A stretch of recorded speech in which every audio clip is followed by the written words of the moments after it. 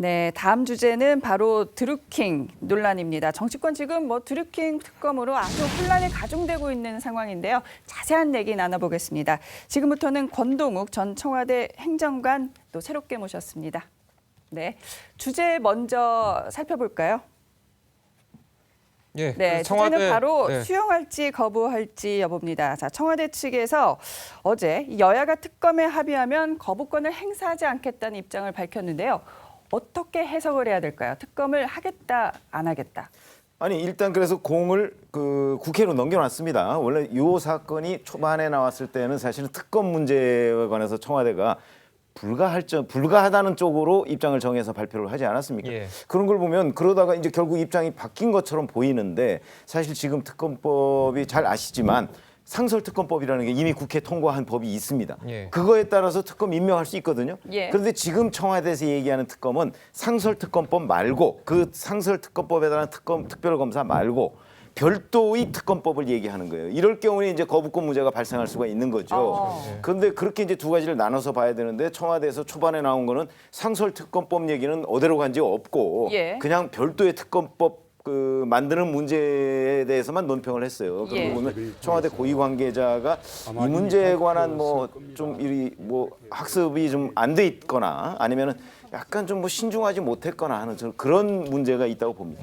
어쨌든 이제 청와대가 이제 지금 전 행정관님 나오셨는데 청와대가 이제 특검을 수용하게 되면 이제 어쨌든 여야가 이제 협의를 해서 특검을 구성을 하지 않겠습니까? 네네. 그렇게 되면은 이 특검이라는 게 수사 범위를 물론 처음에 정하겠지만 그게 청와대까지 번질 가능성이 있잖아요. 그 네네. 부분은 좀 어떻게 좀 보십니까? 지금 이제 청와대 입장에서 당연히 그 부분을 아마 예. 염두에 두고 있을 것 같고요. 근데 초반에는 기본적으로 원론적인 입장을 낸 상태였습니다. 그러니까 이제 그건 국회에서 논의할 사안이고 예. 저희가 거부권을 행사할 수도 있다라는 정도의 원론적인 얘기인데 이게 이제 약간 바뀐 거는 거부권을 미리 얘기를 해서 좀 거부하는 입장을 미리 좀 보이는 그런 느낌을 주니까 이제 지금 약간은 이제 그 부분은 네. 조금 처리를 한 부분 같고요. 예. 예. 어차피 청와대는 이 부분에 있어서 이제 국회에서 여야가 논의할 때 예. 여당과 긴밀하게 또 조율할 수밖에 없는 사안입니다. 예. 그 부분에 가서 아마 이제 그 청와대까지 이제 파급되는 영향을 고려해가지고 다시 한번 판단을 내릴 것으로. 어쨌든 야당은 특검을 할 때 문재인 대통령 아니면 청와대까지 조사를 해야 된다는 걸 주장할 건 뻔한데 네. 그렇게 되면은 합의가 안 되지 않겠습니까? 합의가 어렵죠, 사실은. 어렵다. 예, 근데 이제 그때는 여론의 추이라든가 그다음에 예. 다른 어떤 국정 현안과 맞물려 가지고 예. 아마 판단을 새롭게 내려야 될 부분이 생길 것 네. 같습니다. 지금 관심은 문재인 대통령에게도 예. 쏠리고 있는데요. 문재인 대통령 취임 연설문에서 잘못한 일은 잘못했다고 말씀드리겠다. 이러한 선언을 한 적이 있습니다. 당시 발언 들어보실까요? 잘못한 일은 잘못했다고 말씀드리겠습니다. 거짓으로 불리한 여론을 겪지 않겠습니다. 공정한 대통령이 되겠습니다. 특검과 반칙이 없는 세상을 만들겠습니다. 상식대로 해야 이득을 보는 세상을 만들겠습니다. 예, 지금 문재인 대통령이 예전에 했던 발언을 이제 들어보셨는데 네. 물론 지금 드루킹 사건이 어느 정도 연관이 됐다는 거 드러나지 않은 상황이고 그렇죠. 이게 이제 위법이라는 것도 청와대로 번지지 않은 상황이지만 이거를 바라보는 청와대의 입장이 굉장히 좀 궁금한데 어떻게 좀 보십니까? 근데 이제 문제는 지금 현재로서는 이제 김경수 의원과 드루킹과의 관계 정도만 이제 나왔지 않습니까? 예. 그렇죠. 근데 문제는 지난 선거운동 전체를 보면 선거운동 캠페인에 참여했던 많은 인사들이 지금 현재 청와대의 행정관 비서관으로 가 있습니다. 예. 네. 과연 이제 이게 수사가 확대가 되면 이제 그쪽과 자연스럽게 연결될 수밖에 없겠죠. 예. 그렇다면 당시에 만약에 이게 단순히 이제 개인 간의 어떤 거래뿐만 아니라 당시 그러면 민주당의 선거 캠프와 어떤 식으로 연결됐다라는 게 나오게 된다면 현재 청와대에 있는 일단의 비서관들이나 행정관들이 조사를 받을 수밖에 없는 상황 아니겠습니까? 예. 이제 그러면 이제 문제가 이제 심각해지는 것이고, 예. 그러면 수사가 확대될 수밖에 없죠. 예. 대통령은 이제 저렇게 이제 모든 문제를 일단 정명백백하게 밝히겠다 이야기를 하고 있지만 실제 밑에 있는 사법 경찰과 검찰은 사실 눈치 볼 수밖에 없는 상황이고 현재도 사실 경찰 행태를 보면 상당히 좀 믿음직스럽지 않는 측면이 있지 않습니까? 예. 이게 왜냐하면 경찰이라는 게 지금 이제 경찰청장 인사를 앞두고 있는 상황이다 보니까 경찰이 뭔가 숨기는 듯한 이런 많은 자세를 보여주고 있잖아요. 질타를 받고 그렇죠. 있죠. 그렇다면 제가 볼 때는 지금은 이제 모든 국민들이 이걸 좀 아시니까 이제 경찰도 이제 막 수사팀도 보강하고 해서 수사를 하고 있지만 예. 결국에는 이제 어떤 면에서 보면 특검으로 갈 수밖에 없는 상황 아닌가. 문제는 이게 나중에 연결되면 청와대 스스로도 또 수사의 대상이 될 수가 있기 때문에 예. 당신 백원우 민정비서관은 당장 또 그 사람과 만난 게 있고 하기 때문에 예. 그렇다고 한다면 청와대로서도 좀 이 부분은 모든 걸 하여튼 개방적으로 좀 생각해야지만이 과거 우리가 박근혜 정부에서의 어떤 여러 가지 문제를 좀 극복할 수 있지 않을까 네. 생각이 예. 듭니다. 지금 뭐 정치권의 정말 가장 뜨거운 뭐 블랙홀이라고 해도 과언이 아닐 정도로 이 드루킹 사태가 모든 이슈를 다 지금 빨아들이고 있는데요. 전체적으로 이 전국을 어떻게 전망하십니까? 어떻게 흘러가게 될까요?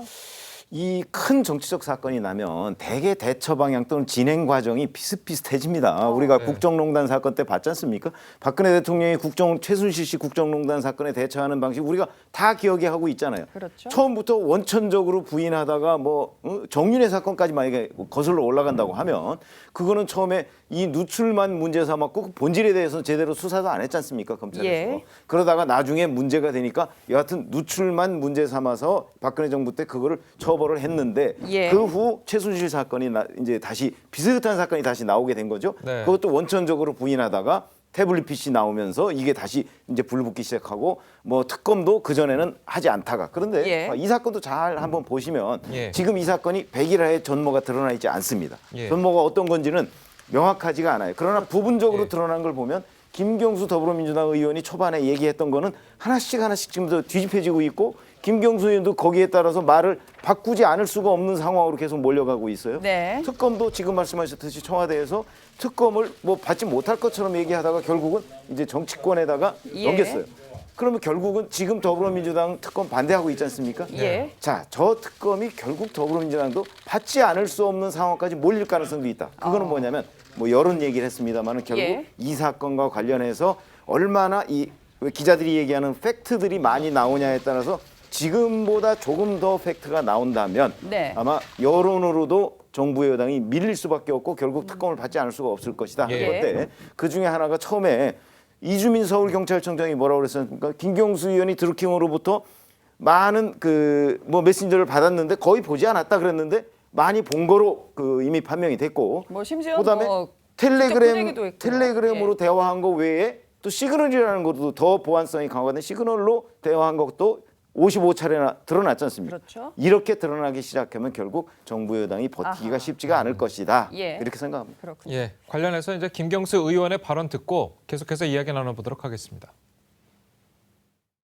문제가 된 사건의 본질은 대선 때 자발적으로 돕겠다고 해놓고 뒤늦게 무리한 대가를 요구하다가 받아들여지지 않자 이에 반감을 품고 불법적으로 매크로를 사용해서 악의적으로 정부를 비난한 사건입니다. 자, 이 자발적으로 돕겠다 이 부분이 조금 어폐가 조금 있지 않나, 좀 앞뒤가 좀 맞지 않는가, 좀 이런 부분이 좀 지적들이 나오고 있는 상황이거든요. 네네. 김경수 의원이 직접 기사를 네. 골라서 보내면서 홍보해달라고 부탁도 하지 않았습니까? 그걸 네. 과연 자발적이라고 얘기할 수 있을까 싶은데요. 이제 그 자발적이라는 부분을 얘기하면서 처음에 얘기했던 게 이제 개인적 일탈로 몰아가는 분위기였는데요. 사실 지금 드러난 것 보면은 이제 상호작용이 좀 있었다고 보여지는 정황들이 속속 드러나고 있거든요. 상호작용이요. 네네. 그러니까 네. 어떤 기사에 대해서 특정 기사에 대해서 어떤 여론의 움직임을 좀 이렇게 좀 해달라라는 어떤 그런 부분도 있었고요. 그다음에 이제 또 처음에는 무리한 요구를 해서 그 부분에 대해서 이제 거절하는 사건이라고 했는데 사실은 이 부분이 사실은 청와대 민정비서관까지 갔었던 사안이라는 말입니다. 그래서 예. 이 부분을 이렇게 종합적으로 보면은 기본적으로 어떤 드루킹이라는 개인이 혼자서 어떤 일방적인 요구를 하다가 끝난 사안이 아니라 예. 이 부분에서 충분히 어떤 상호작용에 대한 내용들이 있었고 이 부분을 예. 해결하기 위해서 청와대 민정비서관까지 움직였다. 그리고 사실 청와대 민정비서관은 인사검증 라인에 있는 분입니다. 이분까지 이렇게 움직였다고 하는 것은 인사추천에 대한 어느 정도 단계까지는 갔었다고 봐야 되는 거거든요. 아. 예, 그런 부분까지 감안을 하면 이게 단순히 어떤 개인적 일탈로 치부하기는 좀 무리가 있지 않나 이런 생각이 네, 듭니다. 지금 뭐 김경수 의원 측과 드루킹 측의 또 금전 거래도 새로운 논란이 되고 있어요. 이 문제 어떻게 봐야 할까요? 500만 원을 예. 그 김경수 보좌관이 그쪽에 드루킹이 아니라 드루킹과 관련된 회원에게 빌렸다는 거죠. 근데 우리가 통상 뭔가 불법적인 걸 지시하거나 뭘 했다 그러면 불법적인 거니까 리워드를 줘야 될 거 아니에요. 그럼 예. 돈을 올려주거나 뭐 이렇게 해야 되는데 오히려 빌렸다는 거는 그런 부분이 없었다는 거를 저는 반증한다고 생각을 해요. 그리고 여기서 이제 우리가 생각을 해야 되는 부분은 너무 의혹만 증폭을 시키는 그런 장면이 있는데 제일 중요한 건 여기서 불법이 있었느냐 없었느냐 거기에서 또 민주당이나 김경수 의원이 실질적으로 여기서 조직적으로 지시나 뭐 이런 것들을 했느냐 하는 부분인데 예. 이런 것들을 우리가 뭐 사실로 이렇게 드러난 건 지금 없지 않습니까? 그런데 예. 그런 정황들을 이제 마구 이렇게 이제 부풀리는 것은 조금 문제가 있고 또 제일 중요한 건 사실 이게 여당이나 야당이나 모두 다 이제 사실 하는 거거든요. 예컨대 이제 선거 운동이 이제는 댓글 운동처럼 댓글에 대한 어떤 부분들이 굉장히 중요시되기 때문에 뭐 자발적으로 해서 도와준다 그러면 그걸 하게끔 돼 있는 거죠. 물론 이게 불법적으로 매크로라든가 뭐 조작행위를 하지 못하게끔 요번에 철저하게 이제 조사를 하고 예. 처벌을 해야 되는 건 마땅하지만 예. 이거 자체가 완전히 뭐 민주당이라든가 뭐 김경수 의원이 실질적으로 돈을 줘가면서 돈을 준 바는 없는데 실질적으로 돈을 받았다는 그 장면들 돈이라는 말 자체가 이제 하나의 어떤 어감으로 굉장히 이제 부정적인 그런 차원으로 이제 이 이미지를 만드는데 예. 사실은 조금 우리가 냉정하게 볼 필요가 있다고 생각을 합니다. 예. 네, 저는 이제 상황은 좀 앞으로 더 추이를 지켜봐야 되겠지만 지금 나타난 상황을 보면은 단순히 이제 빌렸다라고 보기 좀 힘든 게 빌렸으면은 사실은 이제 구속이 된 이후에 돌려줄 이유는 없는 거거든요. 그 시점에 꼭. 그러니까 어느 시점이 지나고 나중에 자발적으로 이제 가는 부분인 거고. 그래서 이게 어떤 대가 관계가 있었기 때문에 이 부분에 대해서 서둘러 봉합을 하려고 했다라는 어떤 예. 합리적인 의심은 좀 가능한 부분이고요. 그건 좀 예. 더 봐야 되겠지만 그렇습니다. 참 숙제들이 거기다가 많네요. 김경수 의원 같은 경우는 사실은 드루킹과 처음 만나게 된 계기를 설명한 게 있어요. 두 차례 기자회견을 통해서. 근데 그게 그 의원회관으로 찾아왔다 작년 중반에 그게 최초의 만남인 것처럼 설명을 했습니다. 그렇죠? 자, 그런데 김경수 의원 보좌관이 드루킹과 돈 거래까지 있었다면, 예. 뭐 빌렸든 어떻게 됐든 예. 거래까지 있었다면 그거는 작년 중반에 의원회관으로 찾아와서 김경수 의원과 드루킹이 처음 관계를 맺은 게 아닐 가능성이 매우 높아지는 거 아니에요? 아. 그렇지 않습니까? 예.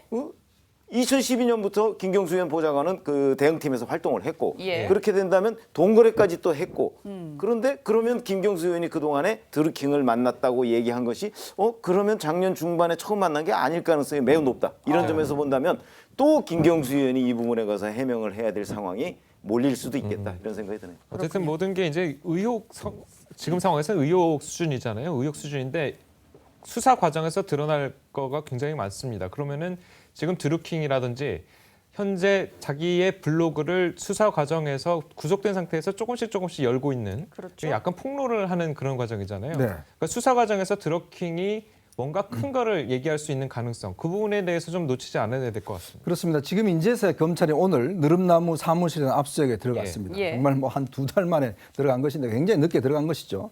지금 제일 핵심적인 건 뭐냐면 지금 이제 드루킹이 운영해왔던 블로그를 비공개를 해놨다가 조금 이제 공개를 했지 않습니까? 근데 네. 거기에서 가장 핵심적으로 지금 공개하지 않은 게 뭐냐면 예. 당시에 드루킹이 국민 썬풀단이라고 운영을 했어요. 맞아요. 이게 예. 뭐냐면 국민 썬풀단이 나중에 경인선으로 바뀌는데 예. 그러니까 문재인 대통령이 팬클럽 대회에 가서 자 이제 선풀을 좀 달아주십시오라고 이야기를 하지 않습니까? 그 이후에 국민 선풀단이 구성이 되거든요. 예. 근데 그 관련된 문건은 아직 공개가 안 됐어요. 그러면 그 국민 선풀단이라는 게 그럼 정말 선풀만 각자 개인이 달하는 것인지 예. 아니면 매크로라는 프로그램을 통해서 이것도 조작을 한 것인지 이게 예. 제일 중요한 것이고 또 하나는 자 그러면 현재 김경수 의원과 드루킹이 시그널이라는 프로그램과 텔레그램이라는 프로그램을 통해서 대화를 했지 않습니까? 예. 그러면 지금 검찰이 밝힌 거는 드루킹의 휴대폰에서 그 대화의 흔적들을 찾아낸 것인데 예. 지금 아직 김경수 의원의 휴대폰을 입수를 못했어요. 그러면 이게 왜냐하면 이거는 지워지거든요. 그러면 한쪽에 남아 있는 것인데 그러면 김경수 의원 휴대폰을 빨리 압수를 해야 됩니다. 이게 지워지기 전에. 그래서 내가 하지만이 대화한 흔적들이 남아 있지 않겠습니까? 예. 그런 상황이기 때문에 제가 볼 때는 검찰에서 좀 빨리 이 증거 확보에 나서야지만이 예. 이 두 사람과의 관계가 좀 더 규명되지 않을까 싶습니다. 네, 나 지금 뭐 자유한국당에서는 드루킹이 여전히 문재인 정권과 보조를 맞추면서 어떤 연결고리가 있는 것 아니냐 이러한 입장인데요. 자, 김성태 원내대표의 발언 한번 들어보실까요? 어제 드루킹이 수감되어 있는 서울구치소를 접견한 사실이 있습니다. 그 자리에서 드루킹은 처음에는 변호인이 접견을 하니까 굽신굽신을 하면서 아주 반갑게 맞이했습니다마는 자유한국당에서 실체적 진실을 위해서 변호인 접견이 이루어졌습니다. 이렇게 말을 하는 순간 드루킹은 그 순간 그 자리를 박차고 일어나 문을 열고 사정없이 가버렸다고 합니다. 이 사실은 아직 드루킹이 민주당과 문재인 정권을 철저하게 의지하고 있고 그들과 이 사건에 대해서 어떻게 정리해 나갈 것이라는 걸 사전에 입이 맞춰졌다는 그 의혹을 떨쳐버릴 수가 없습니다. 네, 들어보셨는데요. 아직도 드루킹이 이 민주당과 문재인 정권을 철저하게 의지하고 있다는 게 바로 김성태 원내대표의 발언인데 만약에 저 말이 사실이라면 드루킹 물론 그 뭐 찔끔찔끔 블로그를 재개를 하면서 여러 가지 정보들을 흘리고는 있지만 결정적으로는 이 문재인 정권을 겨냥한 작심 폭로는 하지 않겠느냐. 안 하지 않겠느냐. 그런 의지는 없지 않겠느냐. 네. 그러한 또 결론도 유추가 될 수 있거든요. 네. 어떻게 보십니까? 지금 그 당사자 입장에서는 좀 많은 생각들이 오갈 것 같아요. 그리고 예. 초반에 이 사건이 그 초반에 이제 활동할 때는 어떤 그 본인도 이제 어떤 대선에 뭐 기여하거나 아니면 어떤 역할을 했다라는 그런 느낌을 갖고서 좀 이렇게 오만에 좀 자만심이 좀 취해 있었을 수 있는데 지금 상황은 이제 사건이 터진 이유는 굉장히 이 사안이 심각하다고 느낄 것 같습니다. 그래서 그 부분이 사건을 심각한 상황 후에 어떤 자기의 판단은 지금 그러니까 경과를 쭉 지켜보면서 예. 자기가 가장 유리한 방법을 찾을 것 같아요. 예, 그런 상황이라고 봐야 될 것 같습니다. 그러니까 지금 드루킹 집단은 보통의 어떤 그 선거 대선 과정에서 이제 참여해서 이렇게 하는 집단하고 좀 다릅니다. 성격이. 왜냐하면 다른 집단들은 이제 뭔가 신념에 차거나 뭐 한번 이 정권을 도와주겠다, 만들어 보겠다 뭐 이런 건데 여기는 나한테 맞지 않으면 언제든지 버릴 수 있다. 그래서 이제 뭐 녹취록 나온 거 보면 여기가 뭐 아까 김경수 의원이 이걸 안 본다. 내 SNS를 안 본다. 날 무시하는 거냐. 내가 다른 사람을 찾아야 되겠다. 그래서 이제 뭐 우리 안희정 뭐 전 지사라든가 아니면 예. 이제 자유한국당으로도 만나봐야 되겠다. 뭐 이런 얘기까지 도는 걸 보면 예. 커뮤니티 중심으로 자기들의 이해관계를 여기서 반영하는 그런 이해 집단적 성격이 굉장히 강했다라고 보여집니다. 예. 예. 자, 비밀의 핵심 비밀을 지금 쥐고 있는 사람은 바로 이제 드루킹 김모 씨인데요. 만약에 이 김모 씨가 입을 닫게 된다면 이 사건 영원히 미궁에 빠지게 될 수도 있지 않겠습니까? 그렇죠. 사실은 제일 잘 아는 거는 이 김모 씨라는 사람, 드루킹이라는 사람과 김경수 의원 두 사람밖에는 없을 거예요. 두 사람 사이에 무슨 대화가 있었는지는. 그런데 지난번에 왜 그 드루킹의 자료 창고를 살짝 한번 공개로 전환해서 하나를 그 보여준 적이 있어요. 그게 이제 경인선과 김정숙 여사의 만남 그 장면 아니었습니까? 예. 그거 근데 하나만 딱 보여주고 나서 또 닫았어요. 그러니까. 네. 그러면 우리가 지금 그 드루킹의 자료 창고라는데 얼마나 많은 자료가 있는지를 아무도 모르고 있습니다. 드루킹은 알겠죠. 예. 그런 걸 보면 지금 김성태 원내대표가 얘기했듯이 드루킹은 지금도 여권과 어느 정도의 무슨 게임을 하고 있는 듯한 그런 느낌을 받아요. 저희는. 게임이요? 그래서 왜냐하면 하나만 보여줬어요. 자료 창고를 열고. 예. 그런데 만약에 지금 여권이 하는 거에 따라서는 그 자료 창고를 더 열 가능성이 있다는 거죠. 그 메시지를 지금 저는 줬다고 보거든요. 예. 그렇게 본다면 앞으로 여권에서 이 문제를 어떻게 대응해 나가느냐에 따라서 그 자료 창고는 공개로 전환되거나 또 일부만 또 열고 뭔가를 이렇게 폭로를 하거나 네. 그럴 가능성이 매우 많다. 그래서 예. 어찌 보면 이 전체적으로는 드루킹과 여권 이쪽에 그 약간 게임 양상으로 치달을 가능성도 양상이다. 당분간은 있어 보입니다. 예, 알겠습니다. 오늘 말씀 여기까지 듣겠습니다. 감사합니다. 잘 들었습니다. 감사합니다. 예, 북한이 핵실험장을 폐기하고 핵실험과 미사일 발사를 중단한다고 발표했습니다. 네, 하지만 북한은 이 그동안 만들어 놓은 핵을 없애겠다. 그러니까 비핵화라는 표현은 쓰지 않아서 남은 과제도 적지가 않습니다. 이채현 기자가 보도합니다. 북한은 추가 핵실험과 대륙간 탄도미사일 시험 발사 중지, 풍계리 핵실험장 폐기를 선언했습니다. 동결이라는 비핵화의 첫 단계로 볼 수 있지만 비핵화를 하겠다는 표현은 쓰지 않았습니다. 핵 연구 빌딩이 390여 개가 있는 영변 핵시설을 어떻게 할지도 언급하지 않았습니다. 그동안 개발한 핵무기와 운반수단인 ICBM을 당장 없애지 않겠다는 점을 드러냈습니다. 우리 국가에 대한 핵 위협이나 핵 도발이 없는 한 핵무기를 절대로 사용하지 않을 것이며 어떠한 경우에도 핵무기와 핵기술을 이전하지 않겠다고 말했는데 핵확산 금지 조약상 주요 핵무기 조약 당사국들과 동일한 위치라는 주장입니다. 국제사회는 북한이 이미 10개에서 20여 개의 핵무기를 보유한 것으로 추정하고 있습니다. 이 때문에 북한이 완성된 핵무기와 기술 보유를 고집할 경우 앞으로의 회담에서 난항이 예상됩니다. TV조선 이채연입니다.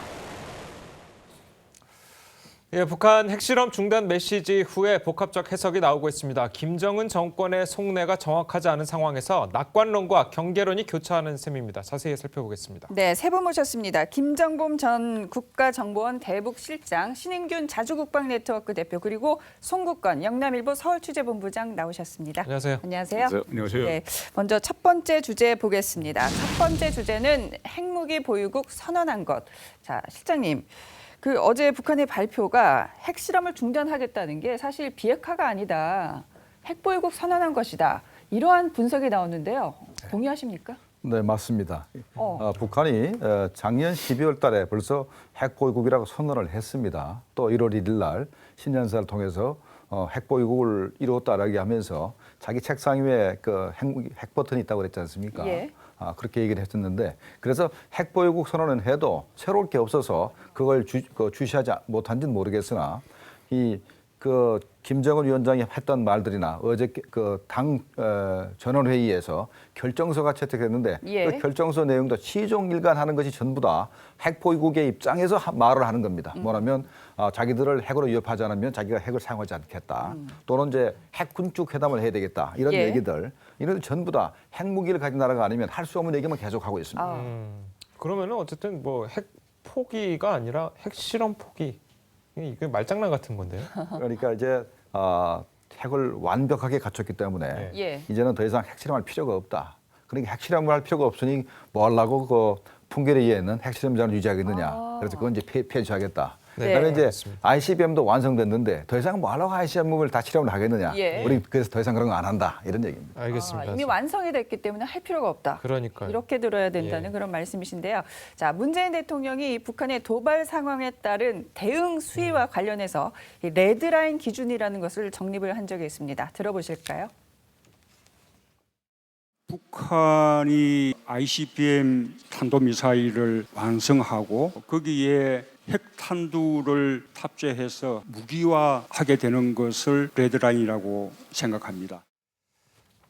자, 지금 말한 거 보면 북한이 이제 ICBM 탄도미사일 완성, 거기에 핵탄두를 설치해서 무기화되는 게 레드라인이다. 이게 보면은 북한이 얘기하는 거 보면 레드라인이 이미 넘어선 것 아니냐, 또 이런 지적이에요.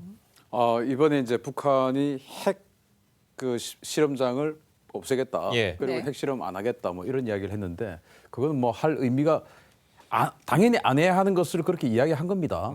그래서 아까 방금 왜 당연히 안 해야 되는 건가요? 다 완성됐기 때문에 6차 핵실험은 완벽한 수소폭탄의 어떤 그 완벽한 성공적인 실험이었기 때문에 예. 그걸 가지고 다시 또 핵실험을 한다? 이건 아무 의미가 없습니다. 그래서 예. 이제 더 이상 앞으로 북한은 그 핵실험이라는 것을 할 필요가 없는 국가가 되었다는 것이 기술적인 측면이고 예. 그렇기 때문에 저걸 굳이 어떤 비용을 들여가면서 유지할 필요가 없는 것이고 예. 그래서 아까 김정모 실장님 잘 지적을 하셨듯이 어제 이제 그 결정서 전문을 보면 예. 전적으로 핵 보유국이다라는 것을 과시한 것이거든요. 근데 우리 언론은 정말 안타까운 것이 이것저것 다 빼고 핵실험장 폐기하겠다. 핵실험 안 하겠다. ICBM 발사 실험 안 하겠다. 이거 가지고만 그 포커스를 맞추는데 예. 그 이면에 핵 군축하겠다. 또 핵 기술을 이전 안 하겠다. 또 감시하겠다. 이런 것들은 전형적인 지금 세계 5대 핵 강국의 자세를 자기네들도 보이는 것이다. 이렇게 봐야 되고요. 예.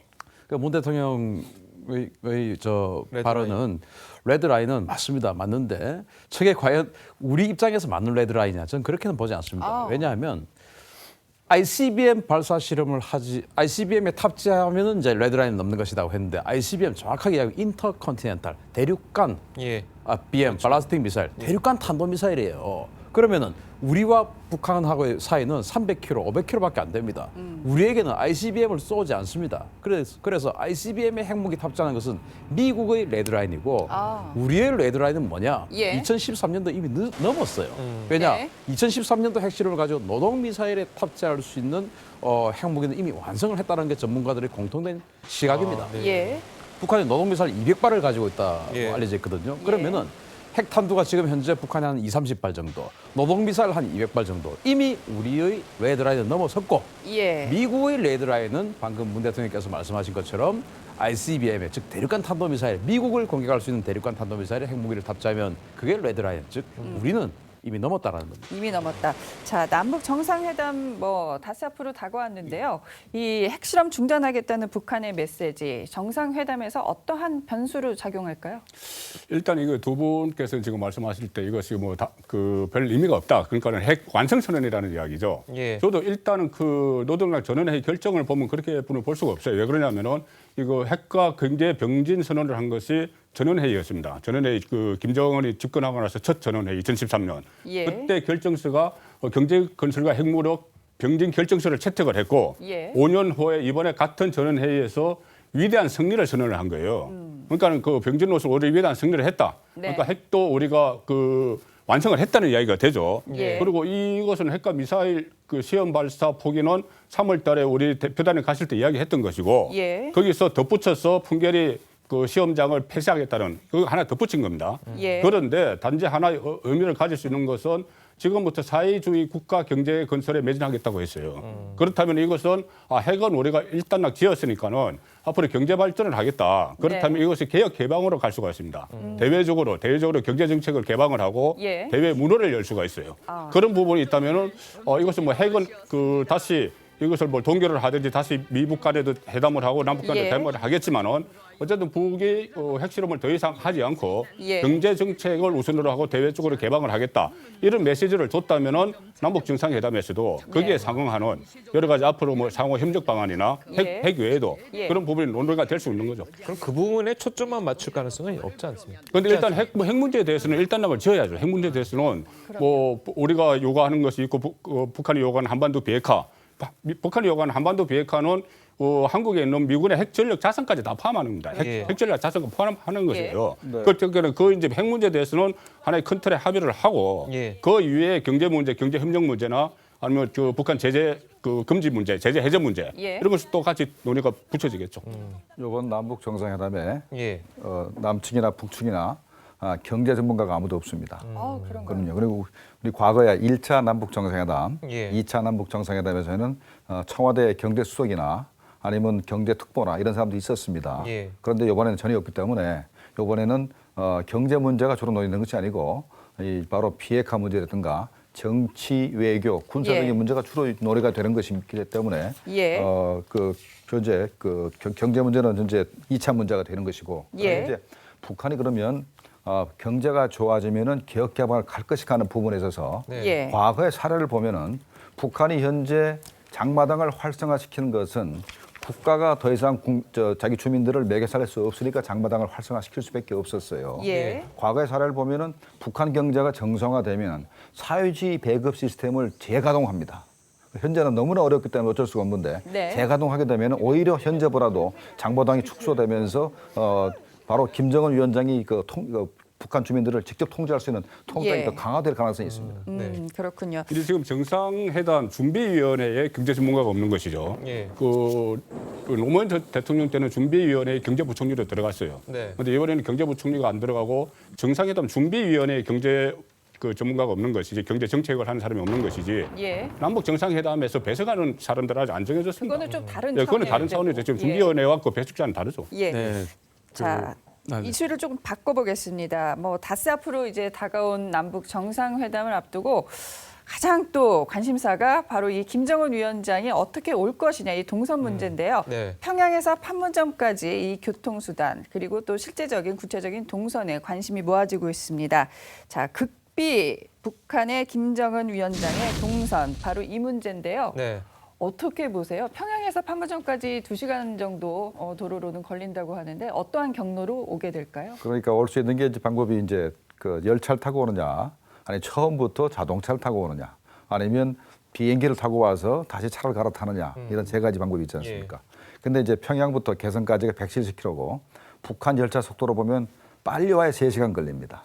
그러니까 북한 열차는 빨리 못 당깁니다. 그러니까 한 70km 정도. 그래도 평양 개성가는 그래도 상태가 좋기 때문에 예. 3시간 정도면 올 것 같아요. 그러면 아마도 가능성이 가장 높은 것이 바로 1호 열차를 타고 1호 열차에다가 이제 벤츠 S600 풀만 가드 김정은 전용 그 승용차를 그 열차에 싣고 와서 그래서 개성부터 개성부터 판문점까지는 자동차를 타고 올 수 가능성이 가장 높고 예. 그게 아니라면 처음부터 김정은 숙소에서부터 예. 바로 벤츠를 타고 바로 판문점까지 올 수도 있어요. 그러면 시간은 축소됩니다. 김정은 숙소가 어디? 평양 시내에 그 지난번에 그 위성 그 발사 센터를 보여준 적이 있을 거예요. 예. 그 예. 바로 옆에 있습니다. 그렇군요. 예.